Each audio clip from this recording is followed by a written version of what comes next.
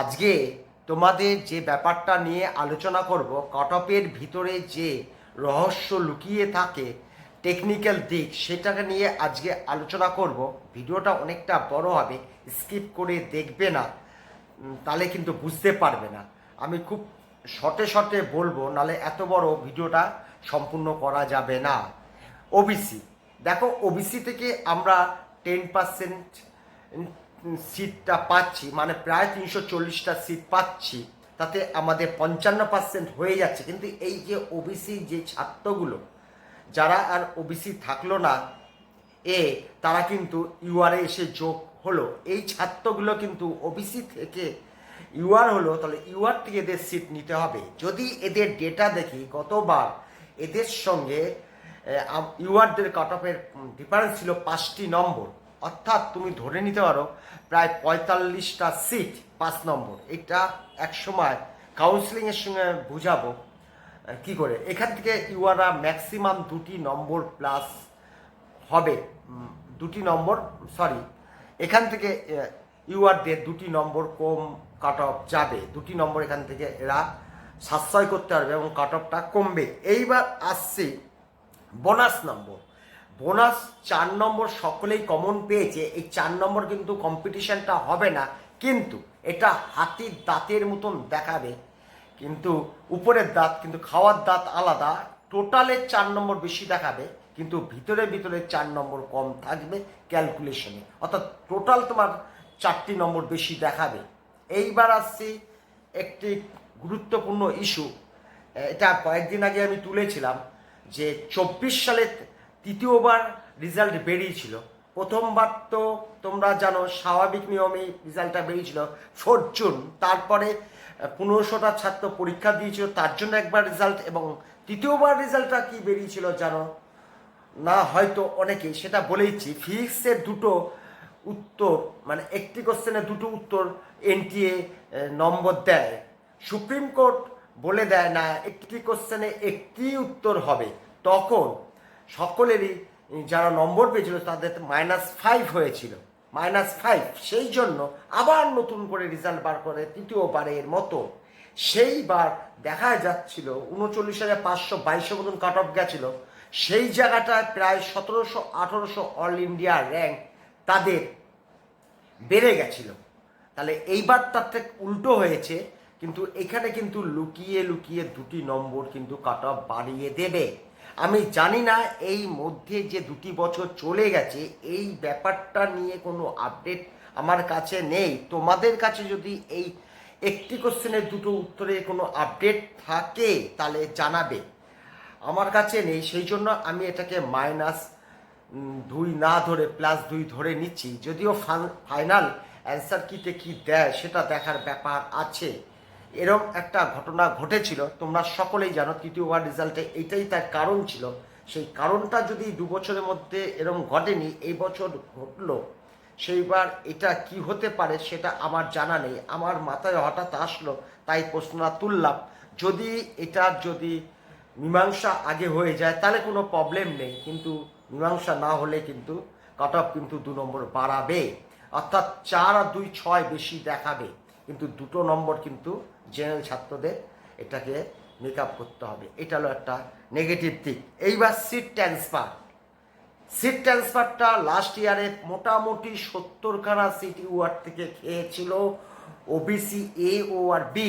এইবার যেহেতু 2টো টুকরো হয়ে যাচ্ছে, একটা জিনিস, একটা ওবিসি বিলুপ্ত হয়ে যাচ্ছে, অর্থাৎ এদের স্ট্রেন অর্থাৎ শক্তি হারাবে। এই 64টা সিট খেতে পারবে না, তার সংখ্যাটা অনেক কমে আসবে। এখান থেকে 2 নম্বর কাট অফ আরও কমাবে। আচ্ছা, এইবার আসো পিসি সিট।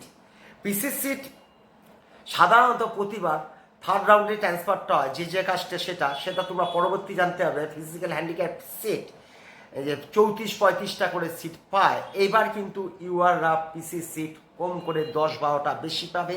ওই ওবিসির যে সিটটা ট্রান্সফার হচ্ছে 10%, 340-এর 5%, ওই 16-17টার মতন, মানে ওরাও তো কিছু নেবে, মানে ওইখানে কিন্তু প্রায় 17টা সিট পাবে, মানে প্রায় হাফ নম্বর এখানে মাইনাস হবে। এইগুলো মাইনাসগুলো হবে, অর্থাৎ তুমি যদি ধরো তুমি ওবিসির জন্য 2 নম্বর কমলো, আর হলো সিট ট্রান্সফারের জন্য 1 নম্বর কমলো। আর যে নতুন সিটটা আমরা পাচ্ছি এবছর ইউআররা, যদি ধরে নাও 300 সিট যদি পাই, গতবারের ঘটনাটা যদি ঘটে, 300 যদি 100 তো পেয়ে গেছি, গতবারেও 300 সিট পেয়েছিল, তাতে ইউআরএ প্রথম রাউন্ডে 510 থেকে 505 আসে, অর্থাৎ 5টি নম্বর কমে, পিসি 2 আর 300 সিটের জন্য 3, অর্থাৎ এখানে তুমি আবার পাচ্ছ 3টি নম্বর প্লাস, মানে মাইনাস হবে। তাহলে মোটামুটি 6-7 নম্বর কিন্তু কাট অফ থেকে মাইনাস হচ্ছে। দেখো, আর বছরে 5 ছিল, সে 5 তো থাকছেই, তার সঙ্গে কি ওবিসির জন্য 2 মাইনাস হচ্ছে, নতুন পিসির সংখ্যা বাড়ানোর জন্য আরও 1, মোটামুটি 8 থেকে 9 নম্বর কাট অফ কমছে। এগুলো একটা টেকনিক্যাল দিক, এটা কিন্তু কমছে। এটা একটা পার্ট গেল। আর একটি পার্ট কাট অফের ভিতরে যে রহস্য আছে, যে কাট অফগুলো আমরা দিচ্ছি এগুলো কিন্তু এক্সপেক্টেড, অর্থাৎ একজন এক এক রকম মনে করছে, সে সেরকম দিচ্ছে। এটা নিয়ে চিন্তা করার কোনো ব্যাপার নেই। কেউ মনে করছে 500 যাবে, তার মতন করে দিচ্ছে, এটা তো এক্সপেক্টেড, সে বলতেই পারে। তুমি ভাবছো 510 যাবে, যাচ্ছে। কেউ বলছে 520, 525, 530, সে যে যেরকমভাবে তাদের কারণগুলো জানাচ্ছে। প্রত্যেকেই শিক্ষকও আছে বেশিরভাগ, এবং কিছু ছাত্ররাও, সেকেন্ড ইয়ার থার্ড ইয়ার ছাত্ররাও কিন্তু বেশিরভাগ 525 এরকম একটা বলছে। সে তাদের মতন এই ব্যাপারটা নিয়ে চিন্তা করবে না। এগুলো অল ইন্ডিয়া র্যাঙ্ক যেদিনকে বেরোবে সেদিনকে অনেকটাই, মানে 12 আনাই পাওয়া যাবে সঠিক কোন দিকে যাচ্ছে। এটা নিয়ে বেশি টেনশন করে অযথা মনের উপর চাপ রেখো না।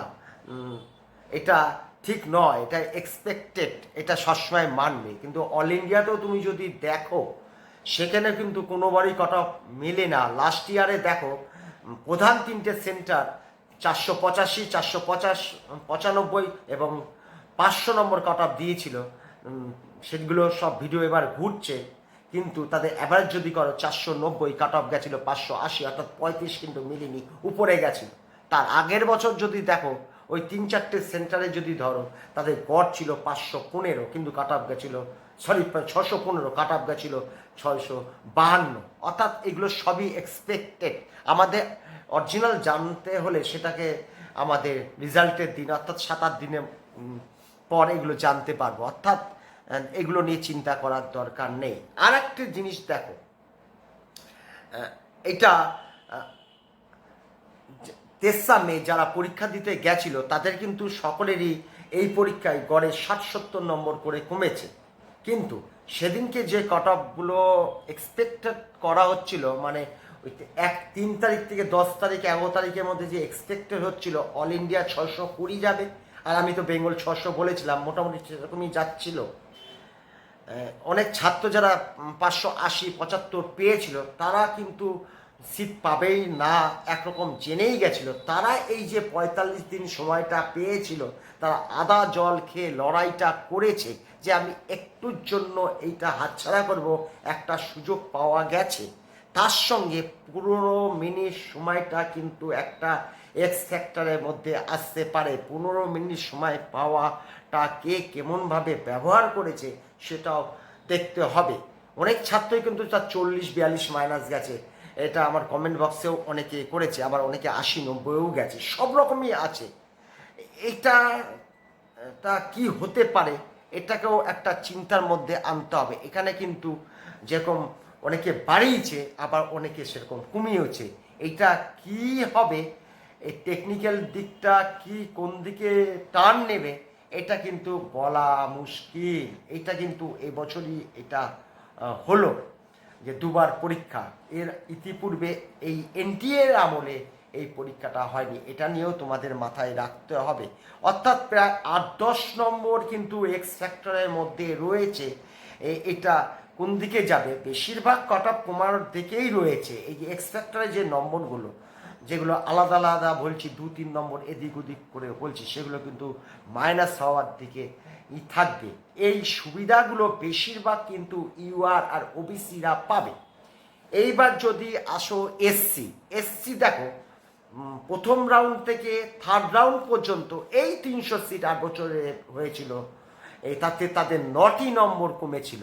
এবার 300 সিট পেলে তাহলে এদেরও এবার 9 নম্বর কম যাবে। সেই 22 লাখ ছাত্র কিন্তু এবারও পরীক্ষা দিচ্ছে, ছাত্রের সংখ্যা এক, কিন্তু পরিবর্তনটা হয়েছে। মোটামুটি আশা করা যাচ্ছে 300টা সিট পাবোই আমরা, তাহলে 9 নম্বর এটা একদম ফাইনাল। আর ইডাব্লিউএসরা বিশেষ সুবিধা পাবে না, দুটো একটা সিট হয়তো তার সিট ট্রান্সফার করতে পারে। ইডাব্লিউএস এ ফার্স্ট রাউন্ডে গেছিল 458, থার্ড রাউন্ডে এসেছিল 452। এই সৌজন্যে এই 300টা সিটের জন্য তাদের 6 নম্বর কমেছিল। তাহলে সেই 22 লক্ষ যদি ছাত্র থাকে তাহলেও কিন্তু এই 6 নম্বর তাদের মাইনাস হচ্ছে। ওবিসিদের আর ইউআরদের প্রায় 10 নম্বরের একটা সম্ভাবনা থাকছে ইউআরদের।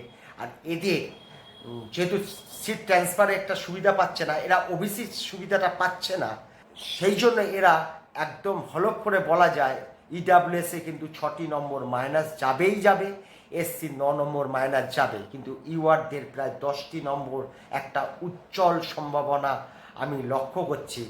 কমন 5, তার সঙ্গে এক্সট্রা 5, 10 সম্ভাবনা লক্ষ্য করছি। এই অবস্থায় আমি, তোমরা কমেন্ট করছো, আমি ঠিক উত্তরগুলো দিচ্ছি না, কাকে বলবো হবে আর কাকে বলবো হবে না, এই সন্ধিক্ষণে থেকে এখনও প্রায় পরিষ্কার না। কিন্তু ওয়েদারটা একটু ভালোর দিকে আসছে ছাত্রদের সপক্ষে, আর একটু পরিষ্কার হোক। আর কয়েকদিন পর যে আমাদের অল ইন্ডিয়া র্যাঙ্কটা বেরোবে, মানে 5-7 দিন পর সব একত্রিত ও হিসাবপত্র করে যদি এই কমেন্টগুলো উত্তর দেওয়া যায়, আমি মনে করি সেটাই সঠিক হবে। আগে থেকে কিছু একটা বলে ছাত্রদের খুশি করার চেষ্টা করাটা আমার মনে হয় এটা উপযুক্ত এই সময় নয়। এই বলে আজকে ভিডিওটা শেষ করলাম। সকলেই ভালো থেকো। আশা করি আগামী দিনগুলো তোমাদের ইচ্ছা অবশ্যই পূরণ হবে। পরিশ্রমের বিকল্প কিছু নেই। পরীক্ষা দিয়েছো, এত নম্বর তোমরা যখন পাচ্ছ, একটি না একটি সিট ঠিক হয়েই যাবে। এই বলে এখনকার মতন ভিডিওটা আমি শেষ করলাম।